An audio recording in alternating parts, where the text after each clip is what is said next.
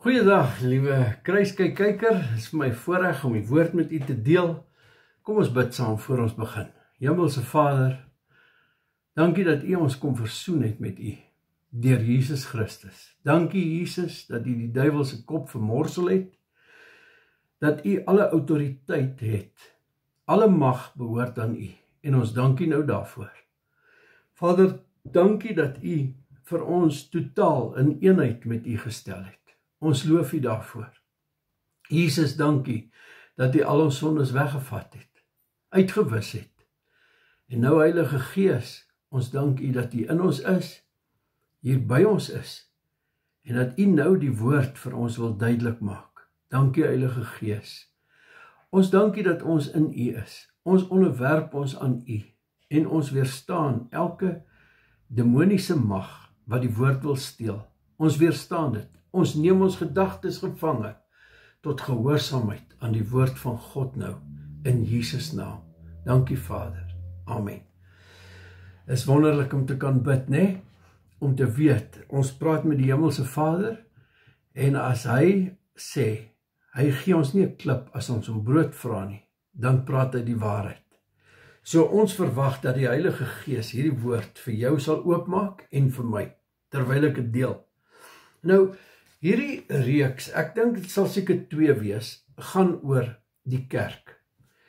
En ek wil vir u lees in Lukas hoofstuk 4, praat Jesus. En Jesus sê die volgende, luister mooi, hy sê, die Gees van die Here is op my, omdat hy my gesalf het om die evangelie aan die armes te bring. Hy het my gesalf om die evangelie aan die armes te bring. Jesus was die kerk in aksie. Jesus was die liggaam. Die liggaam. Hy was Christus. Jesus is die liggaam. En Jesus, toe hy op die aarde was, het al die gawes deur hom gewerk.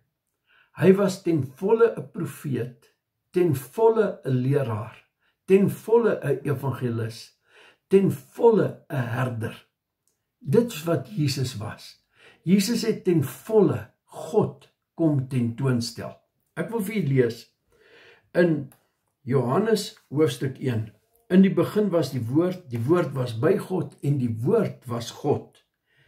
En, nou kan ek sê vers 14, en God het vlees geword en het onder ons gewoon.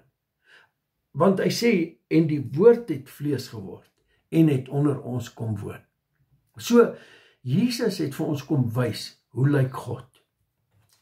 En hierdie liggaam van Christus, Jesus Christus, kon mense gesond maak, hy het melaatses gereinig, hy het dooies opgewek, al die wonderwerke het deur hom gefunksioneer, al die gawes, onderskeiding van geeste, woord van kennis, woord van wysheid, Jesus het vir ons kom wys, hoe dat die liggaam van Christus nou kan funksioneer. Ek en u vorm nou die liggaam van Christus. Onthou, toe Jesus opvaar hemel toe sê hy, dis voordelig dat ek weggaan. Want as ek weggaan, gaan ek die trooster, die Heilige Gees stuur. En die Heilige Gees sal in julle kom bly. En die Heilige Gees sal oor julle kom. En die Heilige Gees sal julle vervul. En elkeen van julle sal 'n bediening hê. Dit beteken, elke lid van die liggaam van Christus, hierdie vinger het 'n bediening, hierdie een het 'n bediening. Elke lid het 'n bediening. Jou passie, wat God in jou werk, is dit wat God wil kanaliseer om jou bediening te wees. Jou bediening behoort so te wees. Die las is lig en die juk is sag. Daardie bediening is wat God beplan het vir jou. En hierdie is so belangrik om dit te verstaan, dat in die begin, toe Jesus gebore is, toe Jesus op die aarde geloop het, was hy die enig gebore seun van God. Hy was die liggaam van Christus ten volle. Toe Jesus weggaan, nou sê hy, ons is die lede van die liggaam. En ek wil vir julle lees nou in Romeine hoofstuk 4, laat ek dit net kry, Romeine hoofstuk 12. Hy sê, ons is lede van hierdie liggaam. Laat ek dit net hier kry. Hy sê, ons is lede van die liggaam. Vers 5, of kom ek lees vers 4 eers, want soos ons in een liggaam baie lede het, en die lede nie almal dieselfde werking het nie, so is ons almal saam, een liggaam in Christus, en elkeen afsonderlik lede van mekaar. So, ek en u, hier is ons, hier is u, hier is ek. Ons is lede van die liggaam van Christus. Hy is die hoof, ons is die liggaam. So, God se gees kom oor my as deel van die liggaam van Christus. God se gees kom oor u as deel van die liggaam van Christus. Ons noem dit die doping met die Heilige Gees. Hoe word ons die liggaam van Christus? Ons neem Jesus aan as ons Here en ons Verlosser. Nou gaan ek vir u wys hoe die kerk begin het. Die kerk moes begin deurdat mense Jesus aanvaar as hulle Here. Want alleen dan kon hulle weer gebore word. Nou, Jesus verskyn aan sy disippels in Johannes, en ek gaan vir u lees daar, Johannes hoofstuk 20.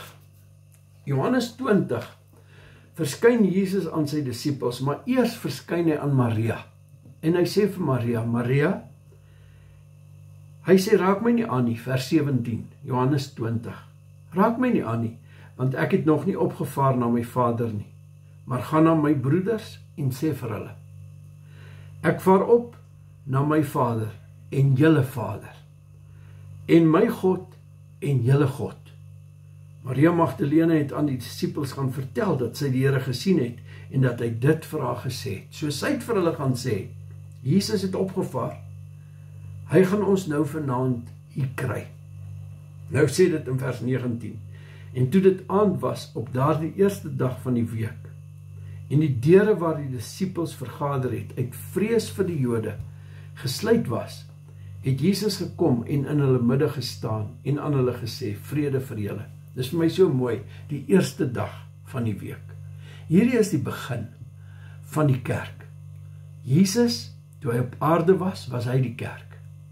En hier kom Jesus en hy gaan nou aan hulle verskyn en hulle gaan hom erken as Here. En as hulle hom erken as Here, soos Thomas, ongelowige Thomas, sê hierso, ongelowige Thomas in vers 28 sê, en Thomas antwoord en sê vir hom, my Here en my God. Nou, as jy Jesus as Here bely, en met jou mond, en met jou hart glo, dat God hom uit die dode opgewek het, sal jy gered word. So voorreg, om hierdie skrifte te hê, want hy sê met die mond bely ons tot redding, en met die hart glo ons tot geregtigheid. Jy sien nou, as jy dit doen, dan word jy gered. Dit beteken, jy gaan van duisternis na lig. Dit beteken, jy word weer gebore. Johannes 3 vers 6 sê, dit wat uit die gees gebore is gees. Johannes 4:24 sê, God is gees. So jy word uit die gees wedergebore en jy word geestelik nuut, totaal nuut. 2 Korintiërs 5 vers 17 word dan waar vir jou. Daarom as iemand in Christus is hy 'n nuwe skepsel. Nou kom ons kyk.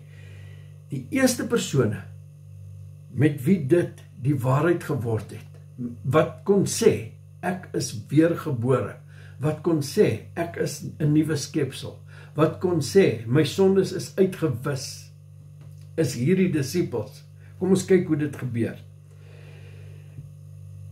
En Jesus het in hulle midde gestaan en gesê, vrede vir julle. Romeine 5 sê, ons het vrede by God deur Jesus Christus, deur die geloof in Jesus Christus. So, hier kry hulle die vrede vir julle. En nadat hy dit gesê het, wys hy hulle sy hande en sy sy. En die disippels was bly toe hulle die Here sien.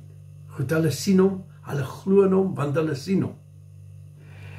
Jesus sê toe vir hulle, vrede vir julle, soos die Vader my gestuur het, stuur ek julle ook. Soos die Vader my gestuur het, stuur ek julle ook.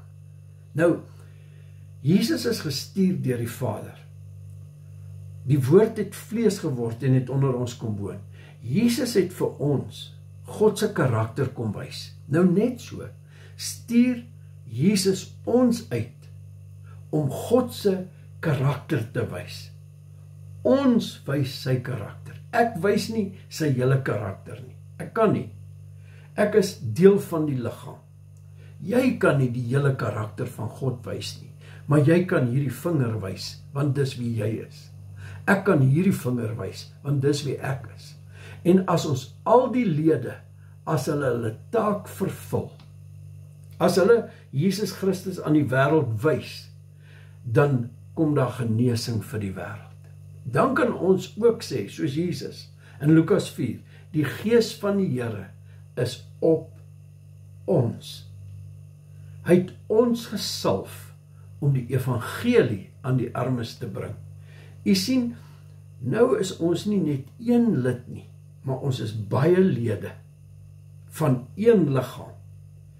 As elkeen sy funksie vervul, dit is genesing vir die mensdom. Dit is wat u kan doen. U kan doen wat u kan doen. U kan net wees. Hierdie vinger, probeer nie hierdie vinger wees nie. En elke vinger, elke lidmaat, elke een van ons het 'n verskillende bediening. Nou sê Jesus, hy blaas op hulle, hy sê ontvang die Heilige Gees. Elke een van ons, as ons Jesus as Here bely, het die Heilige Gees. U sal sê, nee Piet, wag. Nou kom ek wys vir u. Ek wil vir u wys. U het die Heilige Gees as u Jesus as Here bely. Want hier is disippels wat sê Jesus is Here. En hy blaas op hulle, hy sê ontvang die Heilige Gees. Op hierdie oomblik gaan hulle van duisternis na lig. Hulle word die eerste persone wat wedergebore is. Matteus 11 vers 11 sê dit, dat daar's niemand groter as Johannes die Doper nie. Maar die kleinste in die koninkryk van God is groter as Johannes die Doper. Was Jesus groter as Johannes die Doper? Verseker. Maar Johannes die Doper, Matteus 11 vers 11, daar sê dit, dat die wat uit vroue gebore is daar nie een groter as Johannes die Doper nie. Nou sê hy, maar hy is uit 'n vrou gebore, ja, maar hy sê, die een wat uit God gebore is groter as Johannes die Doper. En dit is wat ek en u kan sê. U sien, die wedergeboorte het gemaak dat ek en u kan sê, ons is uit God gebore. 1 Johannes 5 vers 1, hy wat glo dat Jesus die Christus is uit God gebore. Nou, ek en u is uit God gebore. Ons is groter as Johannes die Doper. Want Johannes het uitgesien na dit. Johannes die Doper het uitgesien om Jesus se dood en se opstanding te ervaar. Ek en u kon dit ervaar. Johannes die Doper kon dit nooit ervaar nie. Maar hy het uitgesien daarna. Hy was die wegbereider. Ek en u ervaar dit persoonlik. Nou, Jesus blaas op hulle, hy sê ontvang die Heilige Gees. Dan sê hy vir hulle 'n interessante ding. Hy sê, as julle die mense hulle sondes vergewe, dan word dit vergewe. As julle die mense hulle sondes vergewe, word dit vergewe. Nou, hoe werk dit? As ek en u nie sondevergifnis preek vir mense nie, dan weet hulle nie daarvan nie. En dan kan hulle nie gered word nie. Daarom sê Jesus, gaan en verkondig die evangelie, die goeie nuus van sondevergifnis. Die goeie nuus van, ons hou nie sondes teen mense nie. Want God het gesê, dit is volbring. Vader, vergewe hulle, hulle weet nie wat hulle doen nie.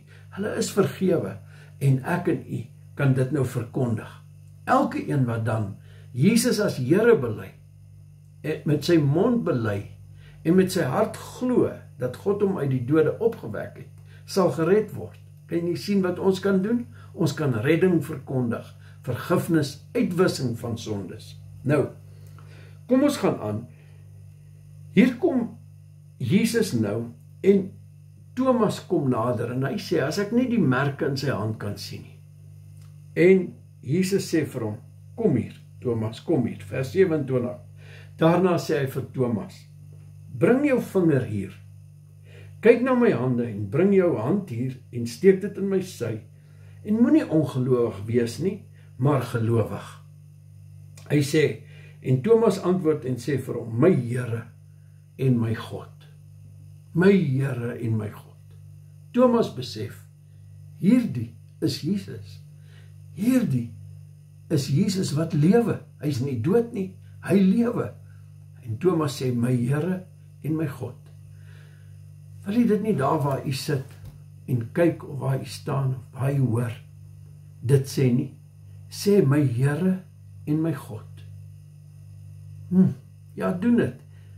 Sê vir hom, Here, U is my Here. U is my God. Ek glo dat U vir my gesterf het. Ek glo dat U opgewek is uit die dode. Dankie Jesus. Amen. Nou, U sien, U het nou 'n belydenis gemaak. En wat sê die Here nou hier? Hy sê vir Thomas, omdat jy my gesien het, Thomas, het jy geglo. Salig is die wat my nie gesien het nie en tog geglo het. Ek en U, ons het nie vir Jesus gesien nie. Ek het nie. En tog glo ons, want geloof kom deur die gehoor en gehoor deur die woord van God. So, ons is gered. Ons is hierdie wat hy van praat. Salig is die wat nie gesien het nie en tog geglo het. Goed. Nou het die kerk begin. Die kerk het begin. Die eerste een wat vir Jesus in sy opstanding gesien het, was Maria. En toe die disippels. Maar die eerstes wat wedergebore is hierdie disippels in hierdie vertrek. Want Jesus het na die Vader toe gegaan. Onthou in Johannes 14 het hy gesê, ek gaan na die Vader en ek gaan vir julle 'n plek berei. En as ek dit gedoen het, gaan ek terugkom na julle toe en ek gaan julle neem na waar ek is. En toe vra die disippels, waar is U? Hoe? En toe sê hy, ek is in die Vader en die Vader is in my. En nou is hierdie disippels in die Vader ingeplaas. Hulle is in Christus. Hulle het Jesus as Here bely. So 2 Korintiërs 5 vers 17 is nou waar vir hulle. As iemand in Christus is hy 'n nuwe skepsel. Die ou ding het verbygegaan. Kyk, dit het alles nuut geword. Is dit nie mooi nie? Nou is hulle die kerk. Hulle is die liggaam van Christus. Jesus gaan nou weggaan. En hy sê vir hulle, in Johannes het hy vir hulle gesê, ek gaan weg, maar ek gaan die trooster vir julle stuur. Goed, nou het die trooster nou op hulle gekom, want hy het gesê, ontvang die Heilige Gees. Hy het dit gaan doen, hy het dit gaan doen wat hy sou moes doen. Hy het hulle skoon gewas, sodat hulle tempels kan wees vir die Heilige Gees. Nou sê Jesus vir hulle, in Lukas hoofstuk 24, sê Jesus vir hulle, en kyk, vers 49, en kyk, ek stuur die belofte van my Vader op julle, nie in julle nie, op julle. Maar julle moet in die stad Jerusalem bly, totdat julle toegerus is met krag uit die hoogte. Nou gaan wag hulle in Jerusalem. Wat wag hulle voor? Hulle wag vir die belofte van die Vader. Wat is hierdie belofte? Nou, dis maklik om dit raak te sien in Handelinge 1 van vers 4. Haal Lukas aan uit sy eie boek, Lukas. Lukas het ook Handelinge geskryf. Hoor wat sê Lukas. En toe Jesus nog met hulle saam was, vers 4, het hy hulle bevel gegee om nie van Jerusalem weg te gaan nie, maar om te wag op die belofte van die Vader, wat julle, het hy gesê, van my gehoor het. Hulle moes wag vir die belofte van die Vader. Nou sê hy in vers 5, wat is hierdie belofte? Want Johannes het wel met water gedoop, maar julle sal met die Heilige Gees gedoop word. Nie lank na hierdie dae nie. Dan beskryf hy die dooping met die Heilige Gees in vers 8. Hy sê, maar julle sal krag ontvang, wanneer die Heilige Gees oor julle kom, en julle sal my getuie wees in Jerusalem, sowel as in die hele Judea en Samaria, en tot aan die uiterstes van die aarde. En ek kan insit, daar waar u ook is, kan u 'n getuie wees. Nou wag die disippels. Hulle is die kerk. Hulle is die begin van die kerk, die fondasie, reg? Hulle is die apostels. Hulle is die disippels. Hulle wag nou. In die vertrek wag hulle toe Pinksterfees aanbreek, vers 1 van Handelinge 2. En toe die dag van Pinksterfees aangebreek het, was hulle almal eendragtig by mekaar. En daar kom skielik uit die hemel 'n geluid soos van 'n geweldige rukwind, en dit het die hele huis gevul waar hulle gesit het. Hier kom die belofte van die Vader nou. Hulle is gelowiges in Jesus Christus. Hulle is dus gereddes. Hulle wag vir die belofte van die Vader. Hulle wag vir die doping met die Heilige Gees, soos die Heilige Gees op hulle kom, word hulle ook vervul met die Heilige Gees. En hier vind iets wonderliks plaas. Toe is deur hulle tonge gesien soos van vuur, wat hulle self verdeel, en op elkeen van hulle gaan sit, en hulle is almal vervul met die Heilige Gees, en het begin spreek in ander tale, soos die Gees aan hulle gegee het om uit te spreek. So, hier kom die Heilige Gees nou op hulle. Op wie? Op gelowiges. Dis mense wat glo. Hulle wag. Vir wat? Vir die doping met die Heilige Gees. Hulle ontvang dit. Hulle praat in tale en hulle profeteer. Nou wil ek vir u sê, vandag is dit nog steeds moontlik. Want vandag het ons ook krag nodig om te getuig, is dit nie? So ons het ook die doping met die Heilige Gees nodig. Matteus 3 vers 11 sê, Jesus sal julle doop met die Heilige Gees en met vuur. Hier's geredde mense wat wag, en die Heilige Gees kom op hulle, en hulle word vervul met die Heilige Gees. Hulle sien eers tonge van vuur op hulle, hulle begin in tale praat en profeteer. Hulle word vervul met die Heilige Gees. En toe staan Petrus op. En Petrus sê vir hulle, hierdie mense is nie dronk nie. Julle moet nie dink hulle is dronk nie.